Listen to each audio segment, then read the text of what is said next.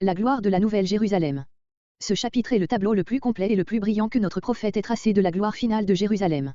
C'est comme la réponse aux plaintes échappées à Israël dans le morceau précédent, tout ce qu'il déplorait de ne pas avoir reçu, il le possède maintenant, la lumière, la justice et la paix, l'abondance de tous les biens, le salut tout proche, la venue du Dieu rédempteur, comparé versets 1, 2, 5, 16, 17, 18 avec Ésaïe 59.4-8, Ésaïe 59.9-11, Ésaïe 59.20. Mais ce salut n'est pas pour Israël seulement, il est pour le monde, tous les peuples viendront en Sion se convertir à l'Éternel et lui consacrer leur richesse, elle sera le centre du royaume de Dieu et la résidence de Jéhovah sur la terre, et elle jouira d'une gloire et d'une sainteté dont rien ne pourra ternir l'éclat. Il est impossible de discerner sûrement ce qui, dans ce tableau, est simple figure et ce qui doit être pris à la lettre. Il est certain que le royaume de Dieu devait s'établir d'abord dans le monde sous une forme purement spirituelle, par la prédication de l'Évangile, mais il ne leste pas moins que ce règne est destiné à s'épanouir un jour dans une gloire extérieure dont nous ne pouvons nous faire une idée bien exacte, le règne de 1000 ans, puis la nouvelle création. Le relèvement de Jérusalem et du peuple juif, après la captivité de Babylone, n'est évidemment qu'un premier et faible commencement et ne nous offre qu'un type très imparfait de cette restauration finale. L'établissement de l'Église et la christianisation progressive de l'humanité nous en rapprochent bien davantage. Cette œuvre, qui a pour point de départ la première venue du Christ, aboutira à la grande transformation dont son retour en gloire sera le signal. Tout cela est compris dans le tableau de l'avenir, tracé par Ésaïe.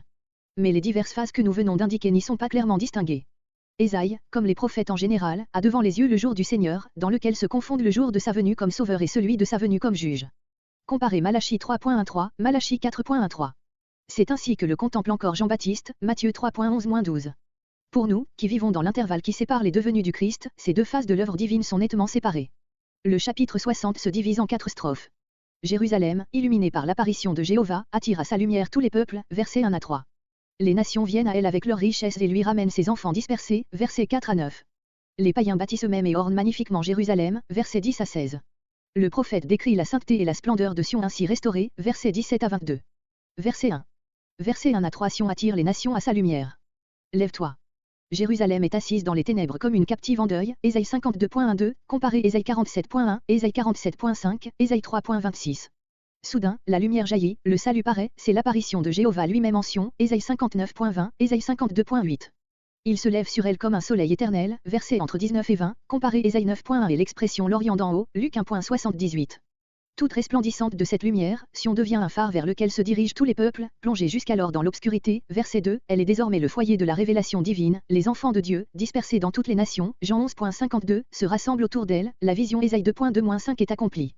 Jérusalem est représentée ici comme une mère privée de ses enfants, mais qui va les recouvrer. Comme nous venons de le dire, c'est spirituellement que se réalise d'abord cette prophétie. Jéhovah apparaît en Sion en la personne du Christ et de Jérusalem sort, avec les apôtres, la lumière qui éclaire les nations, Luc 2.30-32, Jean 4.22. C'est levé sur toi. La gloire de Dieu, qui planait autrefois sur le sanctuaire, illumine maintenant la communauté tout entière. Même intuition Ésaïe 4.5-6. Verset 3. Comparez les promesses analogues Ésaïe 11.10, Ésaïe 45.14, Ésaïe 49.7, Ésaïe 49.23, etc. La conversion des peuples païens par la prédication de l'Évangile est le commencement de l'accomplissement de ces promesses. La clarté de ton lever, c'est-à-dire la clarté qui se lève sur toi. Verset 4. Versets 4 à 9 les peuples apportent à Sion leurs offrandes et lui ramènent ses enfants. Pour la première partie du verset, comparez Ésaïe 49.18 et Ésaïe 11.11-12. Cette prophétie s'accomplira par la conversion d'Israël à l'Évangile et par son rétablissement glorieux à la fin des temps. D'après les indications du Nouveau Testament, les peuples païens christianisés seront les instruments de cette double restauration spirituelle et politique du peuple de Dieu, voir Romains 11.25-31. Serait cela le sens de l'image, employée ici, Ésaïe 49.22 et Ésaïe 66.12, Ésaïe 66.20, d'après laquelle les Israélites sont portés jusqu'à Sion par les païens. Sur le côté. En Orient, on voit souvent les mères porter leurs enfants à cheval sur leurs hanches. Verset 5. Comparez Ésaïe 66.10-14. La richesse de la mer, les produits des îles et des côtes de la Méditerranée. Verset 6. Le prophète voit accourir d'abord les peuples de l'Orient, représentés par diverses tribus de l'Arabie, puis ceux de l'Occident, les îles, les navires de Tarsis. Ce concours des peuples a un but religieux, c'est pour faire des offrandes à l'Éternel qu'il apporte leur trésor. On rencontre dans les chapitres 1 à 33 maintes prophéties analogues, quoique moins générales, Ésaïe 18.7, Ésaïe 19.21-23, Ésaïe 23.18, comparé Ésaïe 45.14. La visite des mages, Matthieu 2.11, est un accomplissement typique de ces prophéties. Madian, issu d'Abraham et de Kétura, et Epha, fils de Madian, Genèse 25.2, habitait au nord de l'Arabie, sur la rive orientale de la mer Rouge. Sheba, ou Séba, ne doit pas être confondu avec le pays de Séba mentionné Ésaïe 43.3, comparé Ésaïe 45.14, l'orthographe des deux noms diffère en hébreu, voyez les deux pays mentionnés Psaume 72.10. Il s'agit ici de Yémen ou Arabie heureuse, contrée très riche en or, en encens et en pierres précieuses, dont elle faisait un commerce étendu, patrie de la fameuse reine de Séba, un roi 10.129. Tout, et non leur prince seulement, viennent, car il y a, en Sion, plus que Salomon. Verset 7. Après les peuples commerçants viennent les peuples pasteurs, Kédar et Nébajot, les deux fils aînés d'Ismaël, Genèse 25.13. Sur l'importante tribu de Kédar, voir Ésaïe 21.16, note. Nébajot désigne une peuplade de l'Arabie pétrée qui, sous le nom plus connu de Nabatéens, joua un rôle considérable dans les siècles qui précédèrent l'ère chrétienne. Son empire s'étendait à cette époque, comme en font foi les monuments de sa langue qui ont été retrouvés, de la mer Rouge jusqu'au Oran. Verset 8.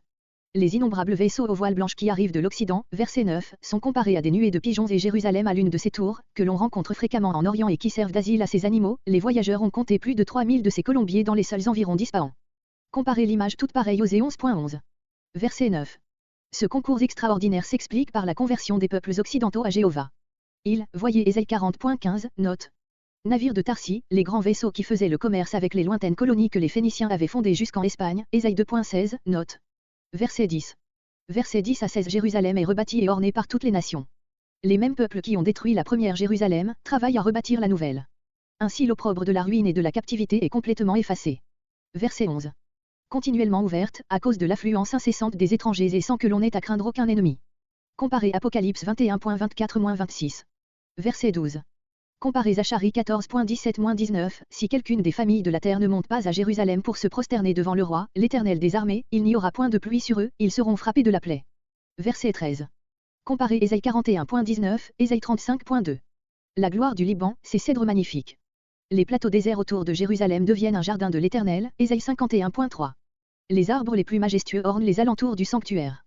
Le lieu où reposent mes pieds, Jérusalem, qui est tout entière le sanctuaire de la Nouvelle Alliance, comme le lieu très saint était celui de l'Ancienne, Jérémie 3.16-17.